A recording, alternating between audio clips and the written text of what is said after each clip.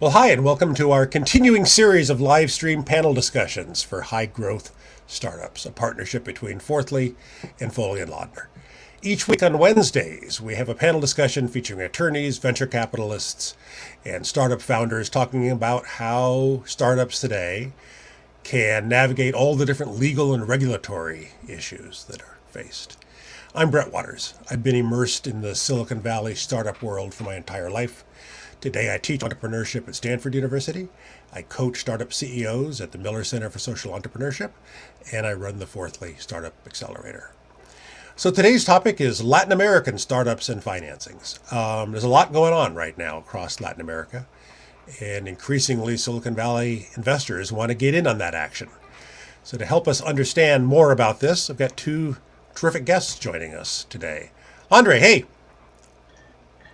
Hey, Brad. Great to be with you again. And this one is a topic that's very close to my heart, as my practice is very well focused in LatAm. So happy to be here again and joining you with the guest that we have for today. And where are you joining us from, Andre? I'm joining from our Palo Alto office. So for those who do not know me, I'm a partner at the transactional practice group here at Foley and Lardner. We have offices throughout the U.S. in 25 different places. 1,400 lawyers, one-stop, full-shop firm. And like I said, LatAm is a huge part of my practice. So this is a topic that I always like to talk about. Yeah. And also joining us is Leo. Good morning, Leo. Hey, Brett, how are you? Hey, Good. Good to see you again. Where are you joining us from today? Today I'm joining from São Paulo, Brazil, where Iporanga is based and has been for the past 10 years, investing mostly in Brazilian startups. Excellent. Anything more about your background you can tell us? Sure. As I said, we've been around since 2011, investing in tech startups when there was not much going on back then, until the ecosystem matured, evolved, and SoftBank came to the region, pushed up valuations, did a great job in promoting the region, I'd say, to the rest of the world. We saw several unicorns being minted, and we had a chance and opportunity and luck to spot a few of them. So Iporanga, as I said, early stage investor, tech, Brazil and LatAm. I'm one of the managing partners. There are 4 partners involved in the business. We all share background in finance and also entrepreneurship. So super close to founders. That's how we see us, and that's how they see us, as according to what they say.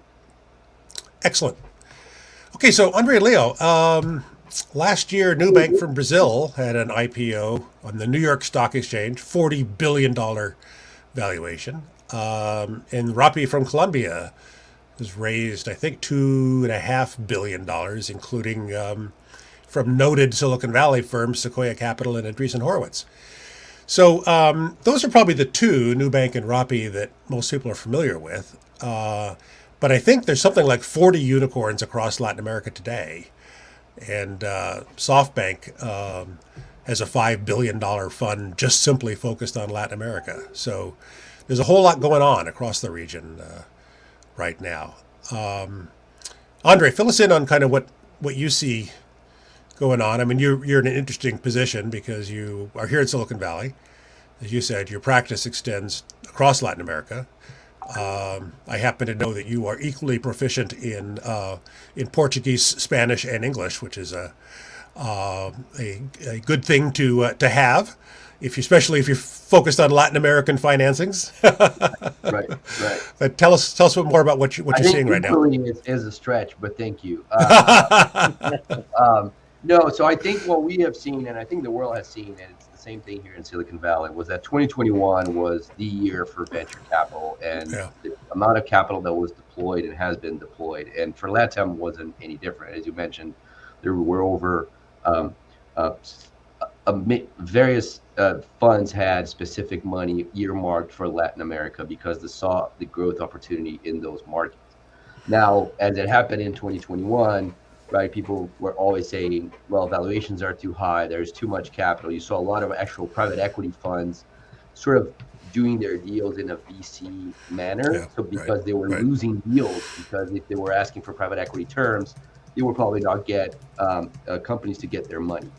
Now, what we are seeing is, and so we saw that boom, we saw the IPOs that you mentioned and the unicorns, and obviously you and I can talk about how that it's a history in the making. It's not like it just came out of the blue in 2021. It's been Yeah. a region that's been growing for the past 15 years. But now it's interesting to see what the market is doing in LatAm as opposed to doing here in Silicon Valley. And it tends, at least in my experience, to mirror a lot what's happening in Silicon Valley as well, meaning early stage is becoming stronger, right? I think after this sort of party we had in 2021, funds, and I'd love to do Leo's perspective on this, are sort of taking a step back, seeing where they can recalibrate valuations if they're doing follow-ons or if they're looking for new companies and see what they're going to do.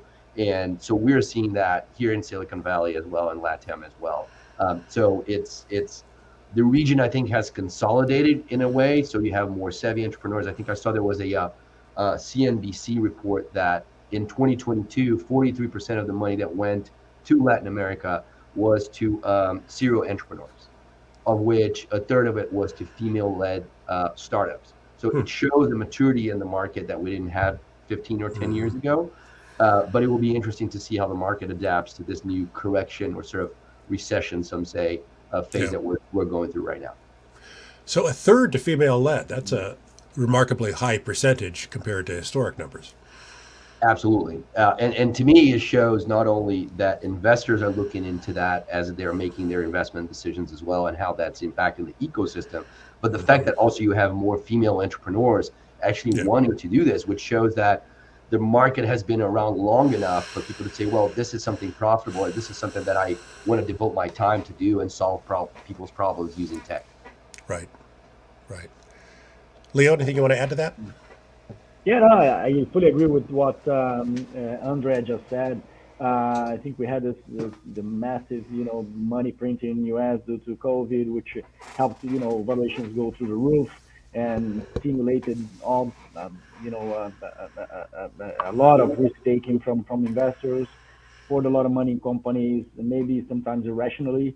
And eventually the thing crashes down when the corrections is happens due to the hikes increase, the interest rates increase. And it's always like that, right? When investors allocate assets in their portfolios, they will tend to allocate much more to fixed income assets. Rates increase, they tend to overweight on that, underweight on risk. So it's a natural expected movement. That being said, I think the fundamentals for company creation, technology startups in LatAm, they exist and they remain, right? So the region has several gaps, has several opportunities, and for those entrepreneurs who are bold enough to face, headwinds and actually venture into creating a company, if they are really tackling big problems, if they are doing it in the right way, they will find money. So despite the fact that a lot of money has shifted from late stage, of course, because of all the pains and the hurts, to early stage investing, more early stage investing, there is money. While if you compare this year's to last year's, in LatAm, dollars invested have come off, so we're investing probably 40 to 45% of what we invested at the same time last year. The number of deal count increased for that reason, right? Yeah. So there is money in the market. You just need to have a proper thesis that you're working on, and you will find money as investors. For instance, in our case, we spent many months not investing in a new single company because we thought valuations were too high, too extreme. And now we've regained the pace of investing. So, yeah. Yeah, that is certainly, what you just said maps pretty closely to my experience here in Silicon Valley, is that, late stage, growth stage financings are definitely way off. And total aggregate dollars are off because of those large later stage financings are off. But early stage remains strong. And there's certainly plenty of capital available. There's plenty of dry powder, as they say. Yeah, exactly. Yeah. One thing that has changed also, and not too long ago, in the beginning of the year, you saw some pre-seed financings happening at very high pre-money valuations, as well as round sizes, large round sizes. So it wasn't uncommon for a company to approach us looking for $3 to $4 million pre-seed investment with barely just the founders and some landing page. And that's not the case now. Right. Founders and a landing page. Yeah, they were Right. correctly. If I were in the position, I'd probably do the same thing. They were correctly exploring the availability, the money availability, right, and the Yeah. competition and the Right. FOMO among investors. Well, that's changed now. Right. Right. Right. Yeah. So, so Andre, a very common question that I get is because I meet a lot with Latin American startup founders, early stage, and a very common question I get is about how to pitch U.S. investors and how to structure that. In other words, do they have to open? Do they have to open a bank account in the U.S.? Do they have to form a Delaware entity? Tell us about how U.S. investors typically like to structure an investment in a Latin American company. Of course. So yeah, and I think it applies to U.S. or any institutional investors that are investing in the region itself, being actual Latin American investors that are institutional investors. So typically, a U.S. investor will never put money directly into the operating company. They don't want to learn about the risks that they need to be as a shareholder of a company in a jurisdiction that they don't understand, nor do they want to, and I'm using the term loosely, waste their time trying to understand it. So Great. a lot of times, investors will require you to open a Delaware entity here in the U.S., typically a C corp, and we can get into it as is it beneficial or not to do it that way, because they are used to NVCA terms, which LatAm uses on their deals, LatAm transactions uses on their deals.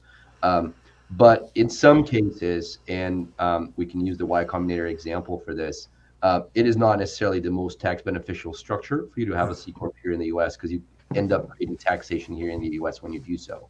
But almost all of them will not put money directly into the operating company. So you can have a mix between an actual C corp. Again, there are some tax issues there for double taxation. You can have a Delaware LLC being created as the holding company for that operating company in LatAm, but you can go so much because of tax issues here in the U.S. You can only do that when you are at your convertible note or safe round stage. The moment that you're going to issue equity, then you have to go to another jurisdiction, typically a common law jurisdiction outside the U.S. So the typical places are the Cayman Islands, Canada, UK, and so forth. And again, that is to protect investors in a way so that they know sort of like common law type of arrangement, and they know what the decisions are going to look like and what, if they have a governance issue, how that's going to get solved, one. And then two, you create levels of protection to the investors if there is a liability with the underlying operating company in LatAm, so that you don't have the actual investor being subject to local laws so that they can have assets attached, right, because of a liability of the company and so forth. So you get a mix, and depends on the stage of the company, then the investors will require those founders to flip, as we call it, or flip up. Some people use that term, so that the founders also become shareholders of a company that's not operating in the country where they actually have their team and they're deploying their solutions. Got it. Yeah. So I could start with a Delaware LLC. Correct. And a safe financing or convertible note financing is fine for that. But at the moment that triggers to equity, then I want to have the entity in the Caymans or somewhere similar. Correct, because U.S. investors are not going to be subject to the pass-through taxation regime of the LLC because they are U.S. taxpayers. Right. So there are sort of risks of flow of income to them that without a cash out, they might have to pay taxes here in the U.S. So that's why you create that level of protection and you get the company out. But to your point about the bank account, that is also true. Investors, the moment you set up here, they prefer to wire directly here and then let the entrepreneur figure out also in terms of exchange rates when to bring the dollars into the country to be able to operate. And there's a lot of entrepreneurs that do some sort of arbitrage in terms of the dollar versus the local currency and so forth when they set up that structure. Right. So they will need a bank account in the U.S. for sure. Right. Okay. Excellent. Leo, got anything to add to that? Actually, is the structure that we employ since always. We have been employing that structure with the help of counsel. Sometimes the entrepreneur wants to set up just the Delaware at first. Sometimes the entrepreneur sets up the whole structure in a row. Cayman, Delaware, Brazil. That has been working well so far. 100% of the companies invested by Iporanga have this type of structure. Over time, we have seen the cost to set up that structure, cost and time, decrease Right. quite well, quite significantly. So you have folks like Camino and Latitude that helps entrepreneurs form those companies very fast and efficiently. They're new companies, so that's what in theory they do. And of course, Foley can help you to set up the structure very easily. It seems to depend a little bit on your concern or how careful you want to be to your operating agreements and make sure you have the person you can talk to and Yeah. will look after you. Or if you want to save maybe a couple of bucks and do something more straightforward. Yeah. Right. Right. And there's also investor comfort level. In other words, having somebody like Andre handle the transaction, typically gives investors a comfort level that they might not have if you're trying to do it all yourself using. I would hope, Brad, because otherwise I'm gonna have to Yeah. start selling Yeah. tacos. I'm just trying to get a plug in here for you, Andre. I Because I appreciate was that. because I was afraid Leo was going to say that all you got to do is use online tools and you don't need Andre anymore. Not No, at all. Never. I am the first one who I tell my clients it's not time to hire us yet. Quite honestly, when sometimes they just want to do it for cheap. I think you get what you pay for, and they're those types of services. And I have various clients that use them, and then when actually they need some legal advice, then they come to us, and Sure. we're fine working that way. Sure. But I So, appreciate it. Leo, from your perspective as an investor, I'm curious kind of what you see in terms of opportunity waves right now. So, from my perspective, a lot of fintech stuff throughout Latin America, and some Yeah. and some terrific success stories in fintech. Yeah. And then Rappi kind of surprised all of us by coming and making a big business out of the last mile delivery. Yeah. What else? What else do you see going on that you think's worth paying attention to? Well, we're big fans of fintech and blockchain and Web3 initiatives these days. We've always been to some extent, and probably 70% of our current portfolio falls into the bucket of pure fintechs or embedded finance opportunities. So we see, of course, financial services are at the basis, payments are at the basis of any other business sector. So we tend to look at that carefully, and then there's several forms of credit that are not well resolved, not well, sorted out in Brazil. So if you take, for instance, the credit in the ag space, which is an underfunded sector compared to others, there's a lot of money that they can be unlocked from capital markets and general investors to the farmers in the countryside. There are companies out there building these APIs, if you will, to connect these two worlds. One of Yeah. them we invested is called Verde, doing an amazing job. You also have opportunities in terms of banking people, like and issuing credit cards to people. Yeah. Yeah, because if you take, for instance, the numbers, I believe we're about 80 to 85% of the population banked. So you still have a good 15 to 20% of people not banked. Yeah. That could be coming clients. Same for credit cards. We're seeing a lot of financing going on through other services or through other businesses. So take, for instance, the B2B marketplaces. They certainly provide value to the customers as they provide price diversification, price reduction to the marketplace effect, presenting one party to the other, but also embedded in that model is a good line of revenue line of financial services in working capital and providing working capital for those companies. So we see a lot of demand for that type of structured debt, Yeah. structured credit. So these are opportunities that are worth taking a look at. We also are big believers that blockchain is going to be widely adopted throughout the world as means of making transactions more efficient. So we pay close attention to those subject to those matters these days. And we're fortunate to be in Brazil because we have a central bank that is friendlier to the idea of using technology, innovating the financial sector, either to reduce the bank concentration or to exactly broaden the spectrum of products that can be offered to the population, including new population in the financial system. So there's the inclusion, the financial inclusion angle there, or for instance, the open finance, which started effectively last year, and it aims, as we all know, to reduce informational asymmetry between consumers, clients, and financial institutions. So there's a lot going on in this sector, and this is particularly one sector that we like a lot, right? Of course, there's lots of things going on in Brazil, in health, in education, but Yeah. I would stress that finance, embedded finance, Web3 are things that are very dear to us and that offer great investing opportunities. Yeah.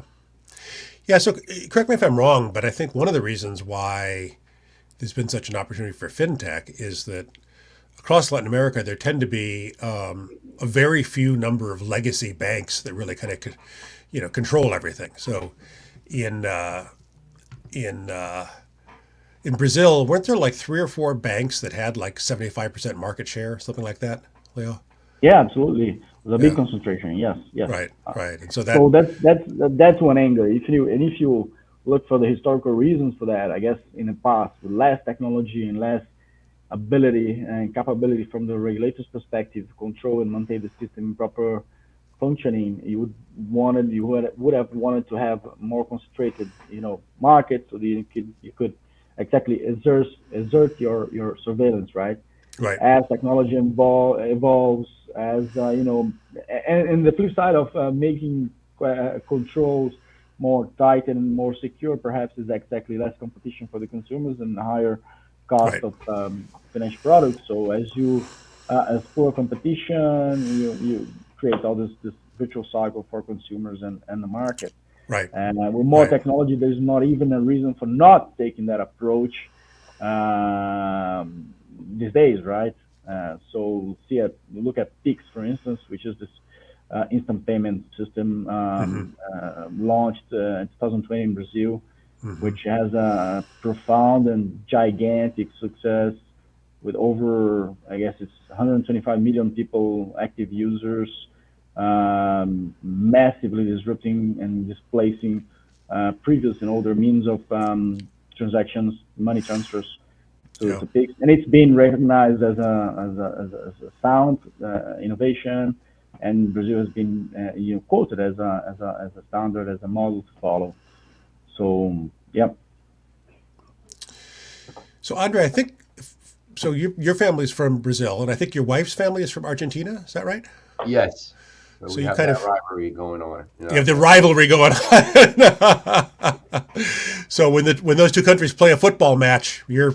We go our separate ways for now.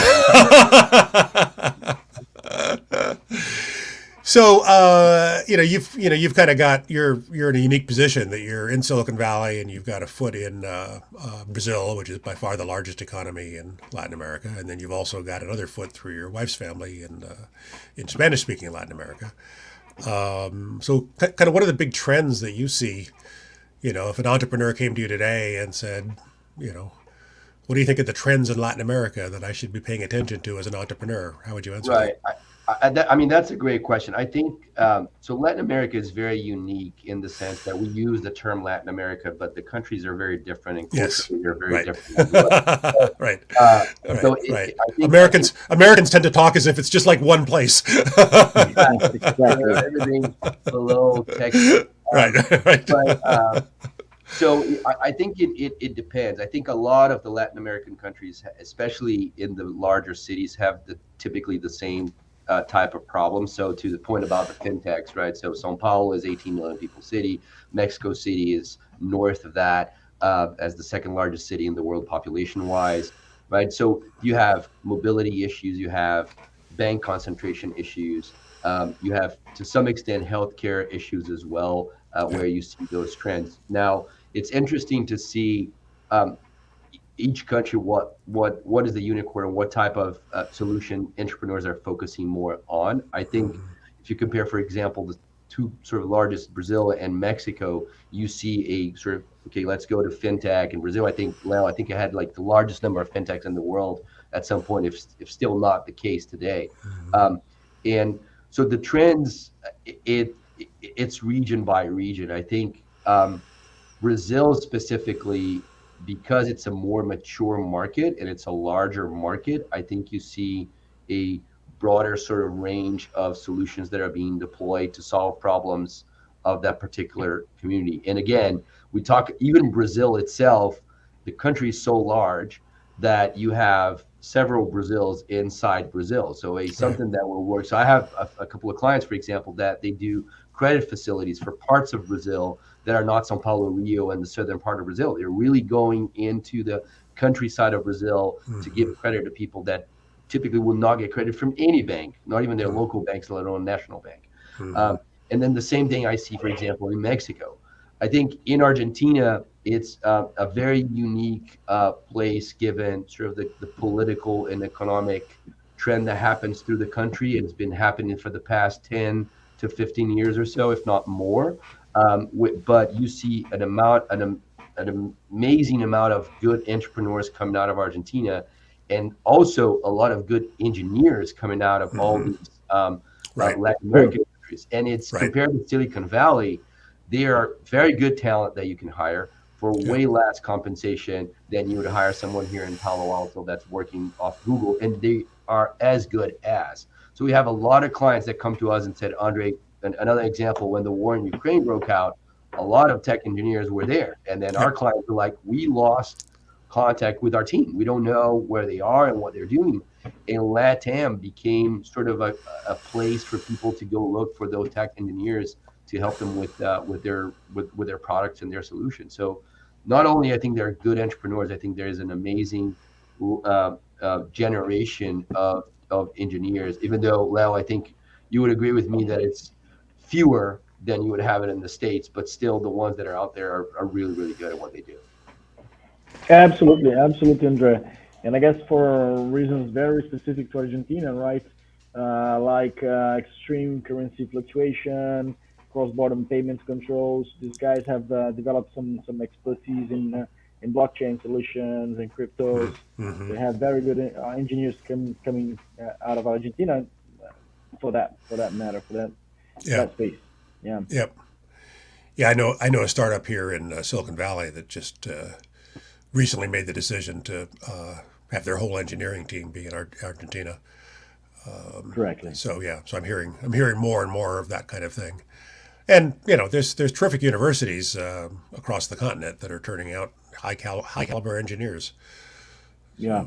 And one thing that has changed as well from last year is there was this frenzy for hiring tech talents, right? Tech people, staff, and basically these engineers wouldn't maybe last very long at a company because they would be outpaid by someone else and poached to another company, which has cooled off now.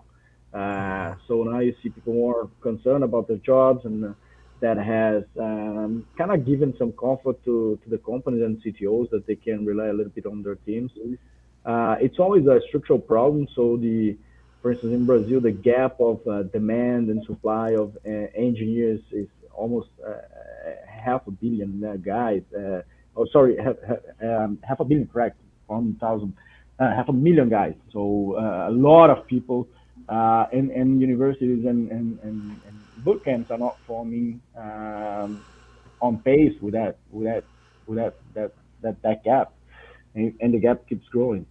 So you're saying there's more demand for engineers than there are engineers? Yeah. Is that what you're saying? Yeah. Correct. Yeah. So if I'm not mistaken, like there's an incremental need for 100,000 engineers every year. The gap is currently at 300 or 400,000, and you only graduate a fraction of that, right? Yeah. And a lot of them end up working for actual U.S. companies. So the amount of engineers that I know that live in countries throughout Latin America, but work for companies here in Mountain View, Palo Alto, and Menlo Park it's enormous, because obviously the comp is significantly more attractive than they would get. So unless they have some skin in the game in some company that they're working on locally, then they would prefer, in some cases, also for the experience to some extent, if not their own project, to work out of companies here. And companies in the U.S. are taking that as much as they can because, again, we're Silicon Valley, where the market is always seeking for good talent, no matter where they are in the world. Yeah. It's a talent-driven business for sure. Yes. And despite the current economic downturn, there's still a real shortage of good talent here in Silicon Valley. Yeah, for sure. Yeah, but then I guess it's a little bit, it boils down to what these founders and founding members want, right, to devote their life or devote their years to. A larger company in a more highly competitive environment like in the US, or maybe grow in something and helping transform the region where they come from. So there's a lot of preference as well, on top of just purely compensation and a technical challenge, right? Right. So I can see and I get people talking like, no, we want to be part of this new company in LatAm because we want to, solve that XYZ problem in LatAm. Right? Yeah. Yep. So for both of you, when you're seeing startup financings today, are they typically cross-border syndicates? In other words, is it a mix of U.S. investors and Latin American investors? I mean, what are you seeing there? Yeah. Well, we tend to be the very initial check of this company. So investing at the pre-seed and seed stages more so than any other. So that might be just you in that round. So yeah, I was gonna say that most of the financings it's Ipiranga and some other local fund and some angels, or it has been like that. However, we have seen international funds, especially in the past 3 years, getting closer and closer and closer to the region, and maybe participating with a smaller check, just to be closer to this company and learn from the initial years of that company, not really minding ownership, but rather establishing a connection. So that has become more and more common.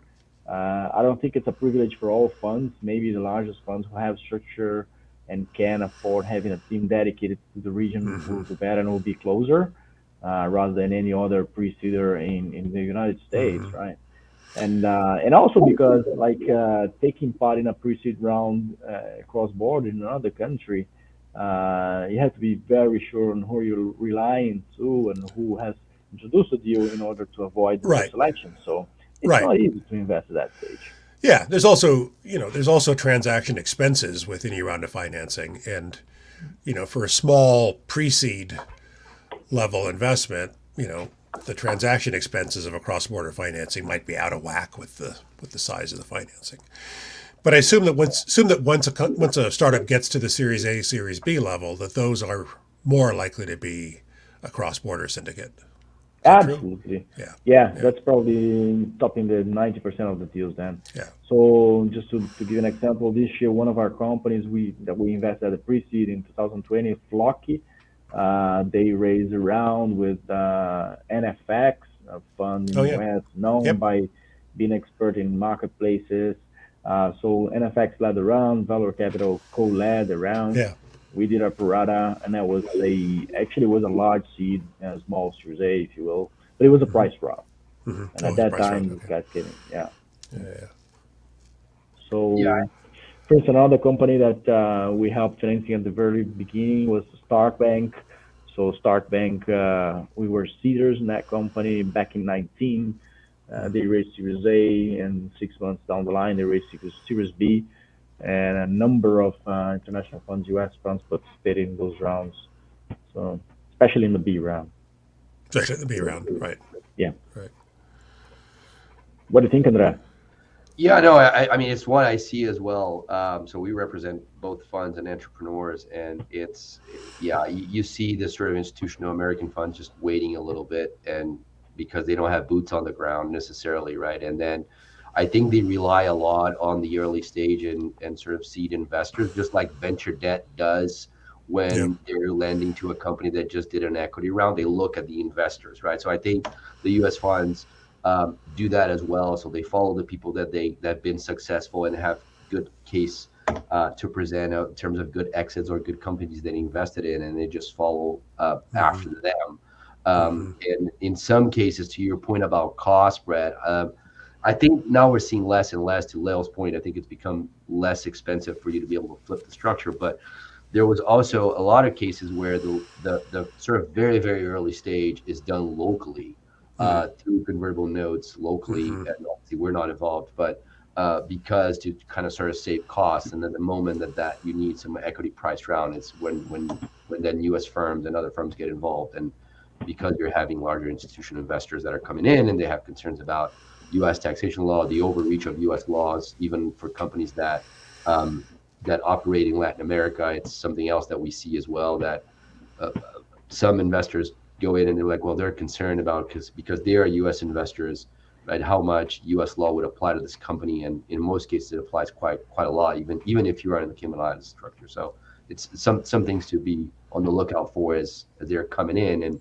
looking for people like Leo and Iporanga and other funds. It's sort of like, oh, they know how to reach them. They can get educated through the early stage investors, and once they do one, right, the toughest one is the first. And then once you Yeah. do the first one, you just keep following those investors, and it's just a matter of allocating your risk in terms of your normal investment you would do otherwise. Right. Right. Right. Well, Leo and Andre, we're just about out of time, but this has been a great discussion. And I wonder whether maybe we could end this with each of you kind of giving some advice for,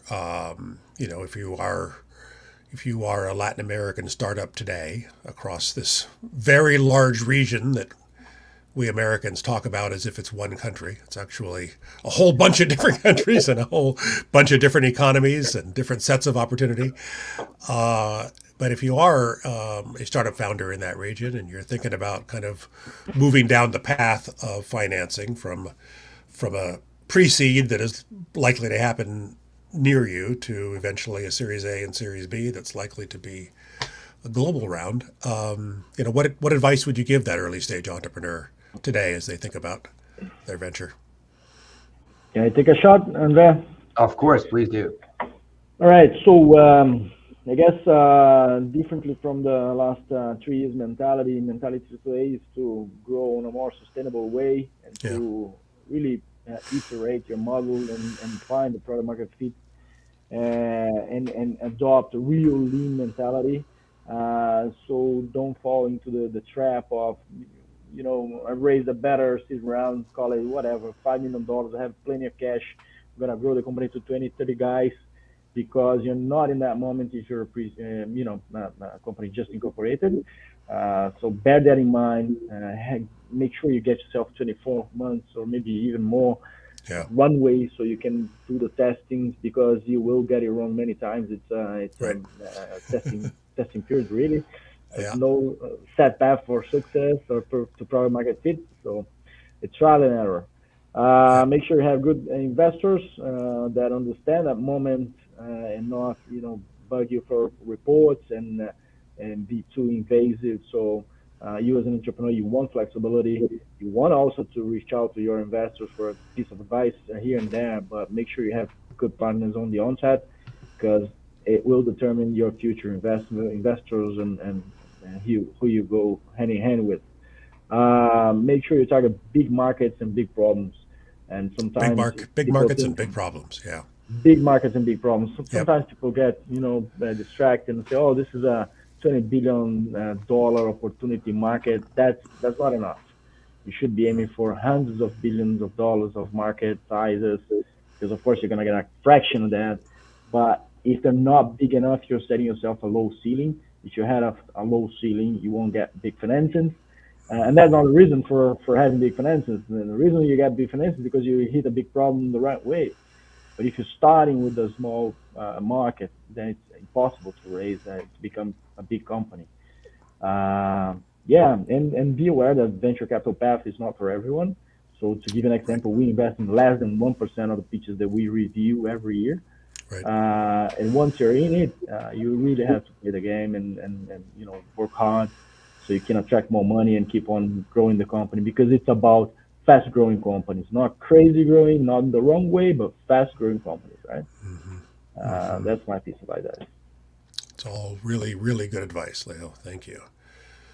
Yeah, what Andre, it's I'll hard. add to Andre, that, it's hard to beat that, but you want to it's try? hard to beat that without repeating the thing we just said. So, hey, come on. No, I think I'll double down on the investor. I think it's really important that you pick not. We don't always talk about smart money, so this is actually a true problem that we see is just people. Oh, I want this investor because of the brand, but they don't help you with growth, or they don't help you with warm interest for the people that you need to have, or whatever problem it is. So see a good fit of investor. And the other part I would say is a lot of venture capital financing seems like it is cookie cutter, and it's actually not. So we see a lot of entrepreneurs, especially first time entrepreneurs, making the mistake of saying, "Oh, I'm going to do this because my buddy here on this accelerator just did the same thing," and it's not one size fits all. Not only on the investor, on deal terms as well. You see a lot of entrepreneurs sometimes giving too much of the cap table or agreeing to certain egregious terms right at the get-go, and then it's a tough negotiation when the company then becomes something, if you will, or you get into the equity rounds, and you're going to have tough conversations with your early stage investors or your lead investor to solve certain problems. So be aware of what the market trend is, the moment that you're in right now, and if you are right now looking for cash, think about again your investors and how they're going to behave right now. Is show a lot on how much they're putting. Obviously, they're venture capitalists. They want to make money. They want to get a piece of the company. But on the flip side, you have investors and investors on how they see it and how they're proposing rounds to you to be able to grow the company without killing the company. Right. Excellent advice from both of you. Thank you so much for doing this. You know, the World Economic Forum says we're entering the fourth industrial revolution, right? And what makes this today different than at any time in my career is that throughout my career, it was all happening in Silicon Valley, right? And right now it's happening all over the world. You know, and it's dramatic. It's a dramatically different landscape than it was through most of my career, where it was investors in Silicon Valley investing in startups in Silicon Valley. Right. And today it's not that. Today there's clusters of innovation and clusters of capital all over the world. And there's been a decoupling of clusters of innovation and clusters of capital in a way that's really pretty profound. And so I think this discussion has kind of illustrated that. So thank you to you both for taking the time for this, and thanks to our audience for tuning in. See you all soon. Thank you, Brett. Thanks, Brett. Thank you.